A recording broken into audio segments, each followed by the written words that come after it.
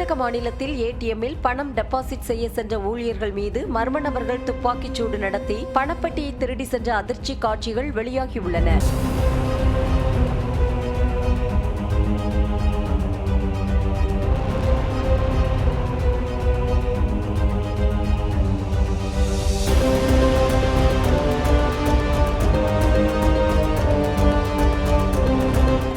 மாவட்டம் பித்தார் நகரில் அமைந்துள்ள ஏடிஎம் மையத்தில் பணம் நிரப்ப வந்த ஊழியர்கள் மீது மர்ம நபர்கள் துப்பாக்கிச்சூடு நடத்தினர். இதில் கிரி வெங்கடேஷ், சிவகுமார் ஆகிய 2 ஊழியர்கள் உயிரிழந்த நிலையில் மர்ம நபர்கள் பணப்பட்டியை எடுத்துக்கொண்டு இருசக்கர வாகனத்தில் தப்பி சென்றனர்.